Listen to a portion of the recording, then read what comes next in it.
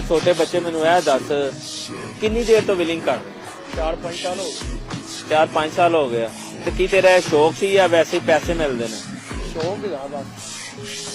4-5 ਸਾਲ ਤੋਂ ਵਿਲਿੰਗ ਕਰ ਰਹੇ ਹਾਂ ਸ਼ੌਕ ਬਸ 4-5 ਸਾਲ ਹੋ ਗਏ ਫੀਲਡ ਲਈ ਅਸੀਂ ਲਾਈਨ ਤੇ ਵੜੇ ਹਾਂ ਵਿਲਿੰਗ ਨੇ ਅੱਛਾ ਮੈਨੂੰ ਇਹ ਦੱਸ ਪਿੱਛੇ ਜਾਂ ਤੂੰ 2-4 ਦਿਨ ਪਹਿਲੇ ਫੜਿਆ ਗਿਆ ਸਾਂ ਤੈਨੂੰ ਪੁਲਿਸ ਵਾਲਿਆਂ ਨੇ ਫੜਿਆ ਉਹ ਕੀ ਸਲੂਕ ਹੋਇਆ ਸੀ ਕੀ ਹੋਇਆ ਸੀ ਘਰੋਂ ਚੁੱਕਿਆ ਗਿਆ ਜਾਂ ਕਿਸੇ ਨੇ ਮੁਖਬਰੀ ਕੀਤੀ ਹੈ ਕੀ ਹੋਇਆ ਕੀ ਨਹੀਂ ਹੋਇਆ ਜਾਂ ਵਨ ਵਿਲਿੰਗ ਕਰਦਾ ਫੜਿਆ ਗਿਆ ਇਹਦੇ ਬਾਰੇ ਮੈਨੂੰ ਕੀ ਕਹਿਣਾ ਚਾਹੇਗਾ ਵਨ ਵਿਲਿੰਗ ਕੇਸ ਤੇ ਨਹੀਂ ਫੜਿਆ ਗਿਆ ਘਰੋਂ ਬਾਹਰ ਫੜਿਆ ਗਿਆ ਸੀ ਰਿਆਜ਼ਾ ਪੱਤ ਡੋਲਫਿਨ ਵਾਲੇ ਲੈ ਗਏ ਸੀ ਤੇ ਥਾਣੇ ਪੇਸ਼ ਕੀਤਾ